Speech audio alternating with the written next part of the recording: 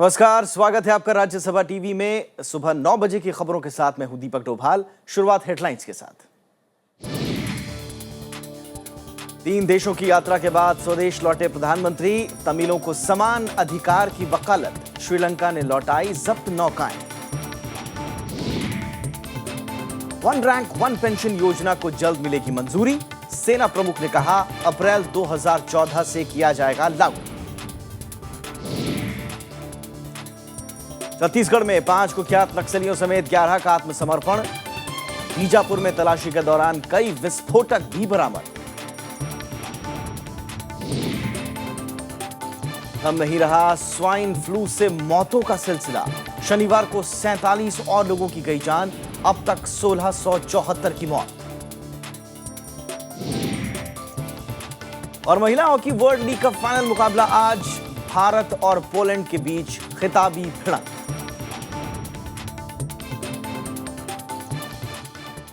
प्रधानमंत्री नरेंद्र मोदी अपनी 3 दिन की देशों की यात्रा के बाद स्वदेश लौट आए हैं। यात्रा के आखिरी दिन प्रधानमंत्री ने श्रीलंका सरकार से तमिल अल्पसंख्यकों को विकास में समान भागीदारी देने की अपील की। उन्होंने उत्तरी प्रांत जाफना में स्थानीय तमिल नागरिकों को भारत की मदद से बने करीब 27,000 घरों की सौगात भी दी। तमिल बहुल जाफना में किसी भारतीय प्रधानमंत्री की यह पहली यात्रा थी। उत्तरी श्रीलंका के तमिल बहुल इलाके जाफना में किसी भारतीय प्रधानमंत्री की ये पहली यात्रा थी। आतंकवादी संगठन एलटीटी के प्रभाव वाले और युद्ध से सबसे ज्यादा पीड़ित रहे इस क्षेत्र में बड़ी संख्या में तमिल अल्पसंख्यक रहते हैं। प्रधानमंत्री ने इन गरीब तमिलों के लिए भारत की मदद से बने 26,000 घरों की सौगात दी। उजड़े हुए परिवारों को बसाने के लिए भारत की तरफ से हजारों घर बनाने का अभियान चल रहा है और उसी के तहत कुछ मकान उन दुखी परिवारों को सुपुर्द करने का मुझे अवसर मिला है। दूसरे चरण के तहत भारत लगभग 45,000 घरों के लिए श्रीलंका सरकार को वित्तीय मदद मुहैया करा रहा है। स्थानीय तमिल लोग प्रधानमंत्री की इस यात्रा से उत्साहित हैं और देश के संघीय ढांचे के तहत स्थानीय प्रशासन में स्वायत्तता चाहते हैं। Jaffna itself is really an encouragement because we are all affected by the war, and as of to date, no constructive approaches towards the political issue has been found. So his visit and his speeches giving us more encouragement. यात्रा के दूसरे दिन जाफना में उन्होंने एक सांस्कृतिक केंद्र का शिलान्यास भी किया। इससे पहले तले मन्नार में उन्होंने भारत की मदद से बन रहे रेलवे प्रोजेक्ट का उद्घाटन भी किया। भारत के लिए गर्व की बात है कि जाफना में एक यूनिक प्रकार का और वर्ल्ड लेवल का कल्चरल सेंटर बनाने का हमें अवसर मिला है। इससे पहले प्रधानमंत्री कोलंबो से अनुराधापुर पहुंचे, जहां उन्होंने बोधि वृक्ष की पारंपरिक तरीके से पूजा अर्चना की। राजीव गांधी की यात्रा के 28 साल बाद किसी भारतीय प्रधानमंत्री का ये श्रीलंका दौरा था। सेशेल्स और मॉरिशस के बाद आखिरी चरण के तहत प्रधानमंत्री शुक्रवार को श्रीलंका पहुंचे थे। श्रीलंका के राष्ट्रपति मैत्रीपाल सिरिसेना के साथ हुई मुलाकात के बाद दोनों देशों के बीच शुक्रवार को 4 समझौते हुए थे। प्रधानमंत्री नरेंद्र मोदी ने जाफना आकर न सिर्फ तमिलों को बल्कि श्रीलंका की सरकार को और पूरी दुनिया को यह संकेत देने की कोशिश की है कि तमिलों को जितनी जल्दी यहाँ की मुख्य धारा में शामिल किया जाए उतना ही अच्छा है, क्योंकि बिना शांति के श्रीलंका और भारत का सहयोग शायद आगे नहीं बढ़ पाएगा और न ही श्रीलंका का विकास संभव हो पाएगा। राज्यसभा टेलीविजन के लिए कैमरा पर्सन प्रशांता के साथ जाफना से अखिलेश सुमन। और प्रधानमंत्री की इस यात्रा का असर भी दिखा है। श्रीलंका ने 87 जब्त भारतीय नौकाओं को रिहा करने का फैसला किया है। आज ये रिहा हो रही हैं। ये नौकाएं 2014 में जब्त की गई थी। नौका वापस लाने के लिए 135 भारतीय मछुआरे आज श्रीलंका भी जा रहे हैं। इस बात की जानकारी रामेश्वरम मत्स्य विभाग के सहायक निदेशक एम गोपीनाथ ने दी है। कांग्रेस उपाध्यक्ष राहुल गांधी के बारे में दिल्ली पुलिस की जांच ने राजनीतिक रंग ले लिया है। कांग्रेस ने केंद्र सरकार पर जासूसी कराने का आरोप लगाया तो सरकार और दिल्ली पुलिस इसे सामान्य प्रक्रिया बता रही है। इस बीच दिल्ली पुलिस के डीसीपी स्तर के अधिकारी ने शनिवार को राहुल गांधी के आवास पर जाकर पूरे घटनाक्रम का ब्यौरा भी लिया। कांग्रेस उपाध्यक्ष राहुल गांधी के घर और दफ्तर पर दिल्ली पुलिस की पूछताछ के बाद कांग्रेस ने केंद्र सरकार पर हमला बोला। कुछ दिन पहले हुई इस जांच में पुलिस ने राहुल गांधी के हुलिये और रंग रूप से जुड़ी जानकारी जुटाई थी। नाराज कांग्रेस ने केंद्र सरकार पर अपने शीर्ष नेताओं की जासूसी करने का आरोप लगाया है। Charging the government, we are condemning the government, we are strongly and the strongest possible words deprecating this kind of conduct, not only about Congress political opponents and Mr. Rahul Gandhi in particular, but I am very specifically saying generally political opponents of other opposition political parties. Delhi police ने इसे VIP सुरक्षा से जुड़ी नियमित जांच का हिस्सा बताया है। ना सरकार का इसमें कोई लेना देना है, ना होम मिनिस्ट्री का लेना देना है। इसमें ये एक कानून और व्यवस्था को सुदृढ़ करने के लिए जो कई तरह की रूटीन एक्टिविटीज पुलिस करती है, उसका एक हिस्सा था। उधर बीजेपी ने कांग्रेस के आरोपों पर अपने ढंग से सफाई दी है। दिल्ली पुलिस के कमिश्नर ने स्वयं इस पर बोला है और उसे कोई स्नूपिंग के रूप में नहीं है, कुछ इन्फॉर्मेशन कलेक्शन की बात ऐसे समझ में आ रही है। हर चीज पे राजनीति करना, कांग्रेस पार्टी आरोप लगाने की जो बात करी है वो गलत है। एक देश में पार्टी ऑलरेडी है जिसकी राजनीति सिर्फ आरोप पर आधारित है। इस मामले के सामने आने के बाद दिल्ली पुलिस के डीसीपी स्तर के एक अधिकारी शनिवार को फिर राहुल गांधी के तुगलक लेन स्थित आवास पर पहुंचे और पूरे घटनाक्रम की जानकारी हासिल की। राहुल गांधी 23 फरवरी को बजट सत्र शुरू होने के बाद से ही अवकाश पर चल रहे हैं। विपिन चौहान के साथ विशाल दहिया, राज्यसभा टीवी। केंद्रीय ग्रामीण विकास मंत्री चौधरी बीरेन सिंह ने कहा है कि किसानों को विश्वास में लिए बिना उनकी जमीन का अधिग्रहण नहीं होगा। गुड़गांव में चल रहे कृषि नेतृत्व शिखर सम्मेलन के दूसरे दिन उन्होंने ये बात कही। उन्होंने कहा कि सरकार जो भी जमीन खरीदेगी उसका इस्तेमाल सिर्फ जनहित में सरकारी कामों के लिए किया जाएगा। चौधरी बीरेन सिंह ने कहा कि अधिग्रहण की गई जमीन को सरकार पूंजीपतियों और व्यापारियों को नहीं देगी। और इस बीच बिहार के मुख्यमंत्री नीतीश कुमार ने कहा है कि उनकी सरकार राज्य में भूमि अधिग्रहण बिल को लागू नहीं करेगी। बिल के विरोध में जेडीयू ने सत्याग्रह आंदोलन का आगाज भी कर दिया है। इसी कड़ी में नीतीश कुमार 24 घंटे के उपवास पर बैठे। उन्होंने केंद्र सरकार की कड़ी आलोचना करते हुए बिल को किसान विरोधी बताया। आपको बताएं कि कांग्रेस समेत तमाम विपक्षी पार्टियां और एनडीए के कुछ घटक दल भी बिल का विरोध कर रहे हैं।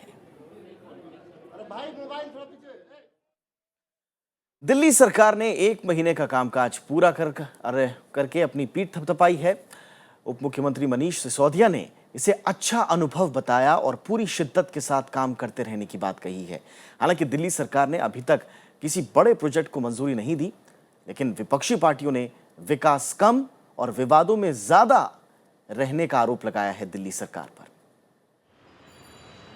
सरकार का 1 महीना पूरा होने के बाद दिल्ली के deputy CM Manish Sisodia report card लेकर आखिरकार मीडिया के सामने आए। उन्होंने कहा कि बीते 1 महीने में सरकार ने चुनावों के दौरान किया बिजली हाफ और पानी माफ का वादा निभाया। इसके अलावा 2 साल से रुकी वृद्धावस्था पेंशन जारी हुई। महिला सुरक्षा के लिए अति संवेदनशील इलाकों की पहचान कराई जा रही है। निजी स्कूलों की मनमानी रोकने के लिए कदम उठाए गए हैं और 20,800 ई रिक्शों को लाइसेंस जारी किए हैं। अगर देखें तो पिछला 1 महीना सिस्टमिक रिफॉर्म्स में, सरकार के कामकाज के तरीके बदलने में, उसके लिए आईटी को मैक्सिमम कैसे यूज किया जा सकता है उसकी संभावनाएं तलाशने में इस समय निकला है। आम आदमी पार्टी के लिए बीता 1 महीना खेमेबाजी और उथल पुथल भरा ही रहा। योगेंद्र यादव और प्रशांत भूषण जैसे नेताओं को लेकर विवाद के बीच स्टिंग और खुलासों का दौर जारी है। विपक्ष ने भी इसी को लेकर सरकार पर कटाक्ष किया है। सरकार मेजोरिटी में आए और 31 मार्च तक आप लगभग 2 महीने में बजट प्रपोजल्स तक नहीं बना पाए। कोई डेवलपमेंट का काम पता नहीं, सोशल वेलफेयर स्कीम का पता नहीं, कोई बिजली पानी में कोई सुधार हुआ हो, एजुकेशन में सुधार हुआ, मेडिकल में सुधार हुआ, मुझे नहीं लगता। हमने जहां छोड़ा था आज वहीं खड़े हैं। पार्टी के 21 विधायकों को संसदीय सचिव बनाकर कैबिनेट मंत्री का दर्जा दिया गया है। इसका मकसद असंतोष को साधना भी माना जा रहा है। 24 और 25 मार्च को विधानसभा का 2 दिन का सत्र भी बुलाया गया है, जिसमें सरकार लेखानुदान पारित कराएगी, जबकि बजट जून में पेश किया जाएगा। केजरीवाल की गैर हाजिरी में जारी किए गए रिपोर्ट कार्ड से भले ही दिल्ली सरकार संतुष्ट हो, लेकिन विपक्षी दल इसमें सिर्फ खामियां ही ढूंढते नजर आ रहे हैं। बहरहाल दिल्ली सरकार अपनी रिपोर्ट कार्ड में पासिंग मार्क्स लेगी या नहीं, ये तो सिर्फ जनता ही तय कर सकती है। कैमरा पर्सन राज ठाकुर के साथ अनु दीवान, राज्यसभा टीवी, दिल्ली। और इस बीच सेना प्रमुख जनरल दलबीर सिंह सुहाग ने कहा है कि सैन्य बलों के सेवानिवृत्त सदस्यों की 1 रैंक 1 पेंशन यानी OROP को अगले महीने तक मंजूरी मिल जाएगी। सैन्य बलों की लंबे समय से यह मांग रही है। सुहाग ने हरियाणा के झज्जर में पूर्व सैनिकों की एक रैली में कहा कि इस संबंध में फाइल जल्दी ही रक्षा मंत्रालय से अंतिम मंजूरी के लिए वित्त मंत्रालय भेजी जाएगी। सरकार हालांकि पहले ही स्पष्ट कर चुकी है कि इस योजना को 1 अप्रैल 2014 से लागू किया जाएगा। अगले महीने 30 अप्रैल तक उनका कट ऑफ है कि ये लागू हो जाए, लेकिन 11 महीने का अगर डिले हो जाता है तो उसकी हमें चिंता नहीं है, क्योंकि हमें पूरी डिटेल मिलेगी। छत्तीसगढ़ के बस्तर क्षेत्र के बीजापुर जिले में 11 नक्सलियों ने आत्मसमर्पण किया है। इनमें 5 कुख्यात नक्सली भी शामिल हैं। इनमें से 3 पर तो 8-8 लाख रुपए का इनाम भी रखा गया था। पुलिस को इन माओवादियों की कई हिंसक मामलों में तलाश थी। दूसरी ओर एक तलाशी अभियान में सुरक्षा बलों ने बीजापुर जिले के बहरामगढ़ क्षेत्र के करीब 7 बम बरामद किए हैं। और अब बात स्वाइन फ्लू की। शनिवार को स्वाइन फ्लू से 47 और लोगों की मौत हो गई, जिसके बाद इस बीमारी से मरने वालों की तादाद बढ़कर 1674 हो गई है। और अब भी स्वाइन फ्लू की चपेट में 29,000 से ज्यादा लोग हैं। केंद्रीय स्वास्थ्य मंत्रालय के मुताबिक इस बीमारी से सबसे ज्यादा मौत गुजरात में हुई है, जहां 375 लोग अब तक इस बीमारी से जान गंवा चुके हैं। वहीं राजस्थान में मौत का आंकड़ा बढ़कर 372 हो गया है। महाराष्ट्र में 277, मध्य प्रदेश में 223, तेलंगाना में 69, कर्नाटक में 65 लोगों की मौत स्वाइन फ्लू से अब तक हो चुकी है।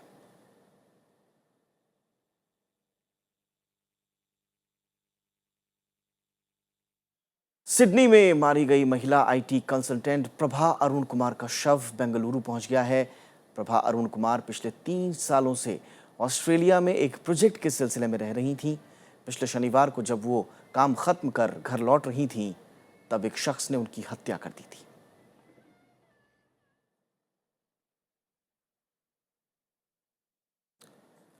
और फिलहाल रुकते हैं एक छोटे से ब्रेक के लिए। ब्रेक के उस पार कुछ अंतर्राष्ट्रीय खबरें। ब्रेक के बाद आपका स्वागत है। और आगे बढ़ने से पहले एक बड़ी खबर आपको बता दें। अभी खबर मिली है कि प्रख्यात गांधी कथावा नारायण भाई देसाई का निधन हो गया है।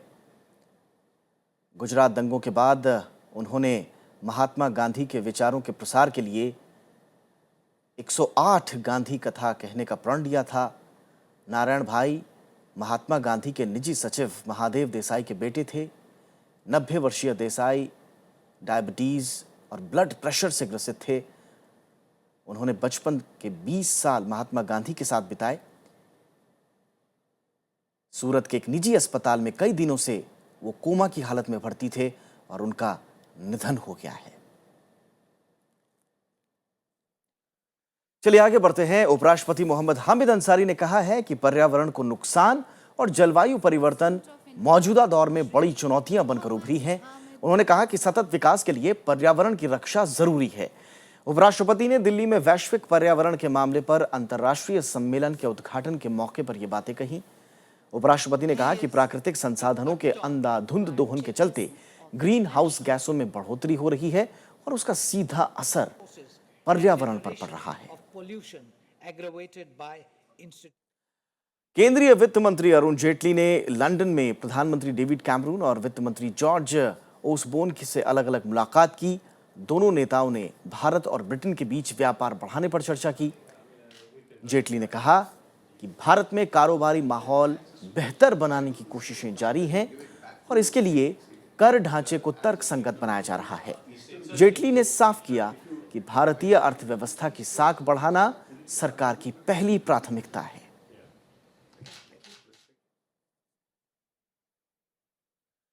ब्रिटेन के लोगों के लिए महात्मा गांधी हमेशा से प्रेरणा के स्रोत रहे हैं। वहां की आने वाली पीढ़ियां भी महात्मा गांधी के आदर्शों पर अमल करना चाहती है। ब्रिटेन के प्रधानमंत्री डेविड कैमरन ने लंदन के संसद चौराहे पर गांधी की आदमकद प्रतिमा के अनावरण पर यह बातें कही। इस मौके पर वित्त मंत्री अरुण जेटली भी मौजूद रहे।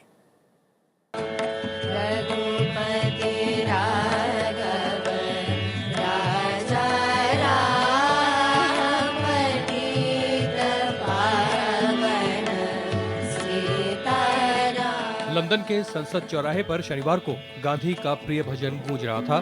मौका था गांधी की 9 फुट ऊंची प्रतिमा के अनावरण का।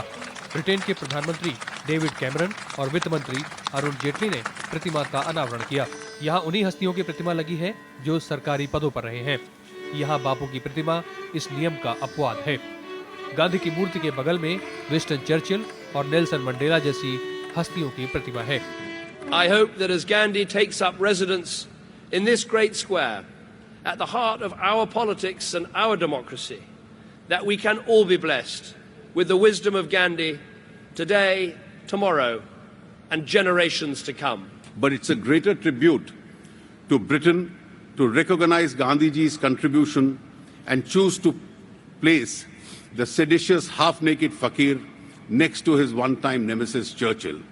And of course next to the man that Gandhiji inspired, Nelson Mandela. Gandhi आखिरी बार 1931 में लंदन गए थे। तब लंदन की ठंड से बचने के लिए बापू ने खुद को शॉल से ढक लिया था। फिलिप जैक्सन की बनाई प्रतिमा में गांधी आज इसी अंदाज में सबके सामने हैं। The world of tomorrow must be, will be, a society based on non-violence. That is the first law. Out of that, all other blessings will follow. Generations of pedestrians, young and once young, from all nationalities and customs who will come here and see the statue, I offer to Britain's sense of history. वित्त मंत्री अरुण जेटली 2 दिन के London दौरे पर हैं। शुक्रवार को उन्होंने ब्रिटेन के वित्त मंत्री जॉर्ज ऑसबर्न से मुलाकात की। उन्होंने कई दूसरे कार्यक्रमों में शिरकत की और कहा कि भारत में कारोबारी माहौल बेहतर बनाने की कोशिशें जारी हैं। इसके लिए कर ढांचे को तर्कसंगत बनाया जा रहा है। Bureau report, Rajya Sabha TV. Mumbai आतंकी हमले की साजिश रचने वाला ज़कीउर रहमान लखवी फिलहाल जेल में ही रहेगा। पाकिस्तान की सरकार ने उसे कानून के तहत 1 महीने हिरासत में रखने का आदेश दिया है। इससे पहले जेल में कोर्ट के आदेश की कॉपी नहीं पहुंचने के चलते लखवी रिहा नहीं हो पाया था। ज़कीउर रहमान लखवी को कानून व्यवस्था बनाए रखने के नाम 1 महीने तक हिरासत में ही रखा जाएगा। लखवी के वकील ने पाकिस्तान के पंजाब प्रांत की सरकार के इस फैसले को कोर्ट में चुनौती देने की बात कही है। इस्लामाबाद हाईकोर्ट ने लखवी को हिरासत में रखने को शुक्रवार को गैर कानूनी करार दिया था और उसकी तत्काल रिहाई का आदेश दिया था। लेकिन जेल अधिकारियों को कोर्ट के आदेश की कॉपी नहीं मिलने के चलते रिहाई नहीं हो पाई थी। भारत ने इस फैसले पर कड़ी प्रतिक्रिया दी थी और पाकिस्तान के उच्चायुक्त अब्दुल बासित को तलब कर विरोध दर्ज किया था। वहीं अमेरिका ने भी पाकिस्तान से मुंबई आतंकवादी हमलों के साजिश करने वालों को न्याय के कटघरे में लाने की बात कही है। लखवी भारत के मोस्ट वांटेड आतंकियों में शामिल है। उसे दिसंबर 2008 में मुंबई आतंकी हमले की साजिश रचने और अंजाम देने के आरोप में पाकिस्तान में गिरफ्तार किया गया। Bureau report, Rajya Sabha TV. और इस बीच भारत ने मालदीव में चल रहे घटनाक्रम पर गहरी चिंता जताई है। विदेश मंत्रालय की यह प्रतिक्रिया मालदीव के पूर्व राष्ट्रपति मोहम्मद नशीद को 13 साल की सजा सुनाए जाने के बाद आई है। विदेश मंत्रालय के मुताबिक वो मालदीव की हालत पर करीब से नजर रखे हुए हैं। मालदीव के पूर्व राष्ट्रपति मोहम्मद नशीद को शुक्रवार को अदालत ने आतंकवाद निरोधी कानून के तहत दोषी ठहराया। उन्हें 2012 में एक जज को बंधक बनाने के मामले में 22 फरवरी को गिरफ्तार किया गया था। हालांकि नशीद के पास मालदीव हाईकोर्ट में अपील करने का संवैधानिक अधिकार है। पूर्व राष्ट्रपति नशीद ने पुलिस और सेना के विद्रोह के बाद इस्तीफा दे दिया था। उन्होंने गिरफ्तारी से बचने के लिए फरवरी 2013 में माले स्थित भारतीय उच्चायोग में शरण भी ली थी। नशीद की गिरफ्तारी के बाद मालदीव में सरकार के खिलाफ विरोध प्रदर्शन हो रहे हैं और राष्ट्रपति अब्दुल यामीन के इस्तीफे की मांग की जा रही है। भारत नशीद की गिरफ्तारी और बदसलूकी समेत मालदीव के घटनाक्रम पर पहले भी कई बार चिंता जता चुका है। उसने सभी पक्षों से संवैधानिक दायरे में अपने मतभेद सुलझाने की भी सलाह दी थी। प्रधानमंत्री नरेंद्र मोदी ने वहां के राजनीतिक हालात को देखते हुए अपने विदेशी दौरे में मालदीव को शामिल नहीं किया था। Bureau report, Rajya Sabha TV. और अगली खबर म्यांमार से है। दक्षिण पूर्वी म्यांमार के सितवे में नौका पलटने से करीब 34 लोगों की मौत हो गई है। बताया जा रहा है कि हादसे के वक्त नौका में 214 यात्री सवार थे, जिनमें से 167 लोगों को सुरक्षित बाहर निकाल लिया गया। मरने वालों में 31 महिलाएं और 3 बच्चे शामिल हैं। हादसे की वजह खराब मौसम को बताया जा रहा है। इस बीच राहत और बचाव कार्य लगातार जारी है और बाकी बचे लोगों की तलाश भी की जा रही है। इससे पहले पिछले महीने भी म्यांमार की पद्मा नदी में नौका पलटने से 68 लोगों की मौत हो गई थी।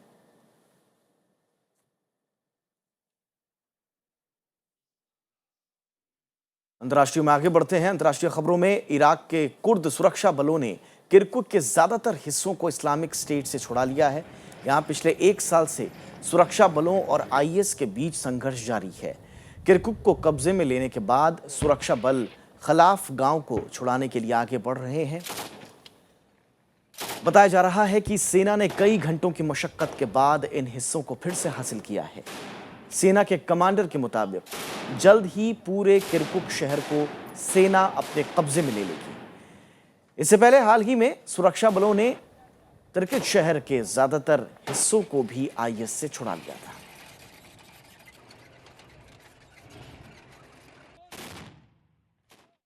ईरान के साथ अमेरिका, ब्रिटेन, जर्मनी, फ्रांस, चीन और रूस की बातचीत आज दोबारा शुरू होने वाली है। हालांकि बातचीत से पहले अमेरिका के विदेश मंत्री जॉन कैरी ने कहा है कि अभी यह साफ नहीं है कि ईरान के परमाणु कार्यक्रम पर कोई अंतरिम समझौता हो पाएगा या नहीं। मिस्र के शर्म अल शेख में उन्होंने कहा कि अभी यह साफ नहीं है कि क्या हम किसी समझौते के करीब हैं या नहीं। That there will be an ability to be able to move forward on those efforts. And so we will be going into this understanding that time is critical. I can't tell you whether or not we can get a deal or whether we're close. Team India ने world cup cricket में जीत का नया कीर्तिमान रच दिया है। उसने Zimbabwe को 6 विकेट से मात देकर लगातार 10वीं जीत हासिल की। क्वार्टर फाइनल में भारतीय टीम का मुकाबला अब 19 मार्च को मेलबर्न में बांग्लादेश से होगा।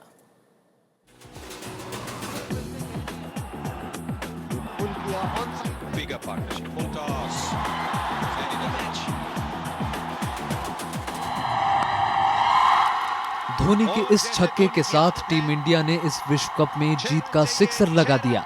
इतना ही नहीं, उन्होंने लगातार 10वीं जीत दिलाकर वेस्टइंडीज के दिग्गज कप्तान क्लाइव लॉयड का रिकॉर्ड भी ध्वस्त कर दिया। ऑकलैंड में धोनी के बल्ले की धाक दिखी तो सुरेश रैना के बल्ले से भी रनों की बरसात हुई। जिम्बाब्वे के 288 रनों के टारगेट के जवाब में टीम इंडिया का आगाज अच्छा नहीं रहा। उसने 92 रन पर ही 4 बड़े विकेट गंवा दिए। इसके बाद रैना और धोनी ने संभलकर खेलते हुए टीम को रोमांचक जीत दिलाई। मैन ऑफ द मैच घोषित किए गए सुरेश रैना ने 110 रन की नाबाद पारी खेली तो धोनी ने नाबाद 85 रन बनाए। I think it couldn't have been better in the sense, if you're playing the last game of the league stage and if you get an easy win, you don't get a lot out of that game. What was good was the spinners were put under pressure. And also we lost quick wickets initially, and that actually put our middle and lower middle order under pressure. So we gained a lot out of it. इससे पहले toss जीतकर कप्तान धोनी ने Zimbabwe को पहले बल्लेबाजी के लिए बुलाया। जिम्बाब्वे की पूरी पारी 287 रन पर सिमट गई। शमी, उमेश यादव और मोहित शर्मा ने 3-3 विकेट लिए। इस वर्ल्ड कप में टीम इंडिया ने लगातार 6ठी बार विरोधी टीम को ऑल आउट किया। 19 मार्च को मेलबर्न में भारतीय टीम बांग्लादेश से क्वार्टर फाइनल का मुकाबला खेलेगी।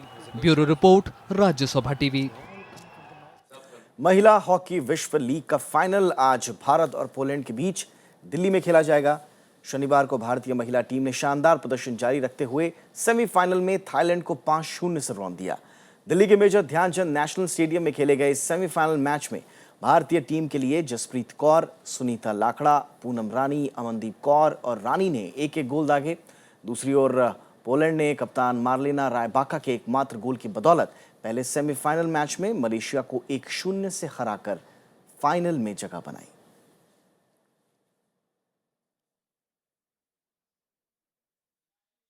9 बजे की खबरों में फिलहाल इतना ही, लेकिन चलते चलते हेडलाइंस पर एक नजर।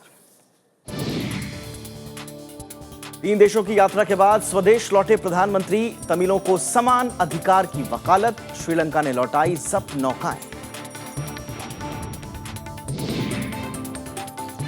1 रैंक 1 पेंशन योजना को जल्द मिलेगी मंजूरी, सेना प्रमुख ने कहा अप्रैल 2014 से किया जाएगा लागू। छत्तीसगढ़ में 5 कुख्यात नक्सलियों समेत 11 का आत्मसमर्पण, बीजापुर में तलाशी के दौरान कई विस्फोटक बरामद। हम नहीं रहा स्वाइन फ्लू से मौतों का सिलसिला, शनिवार को 47 और लोगों की गई जान, अब तक 1674 की मौत।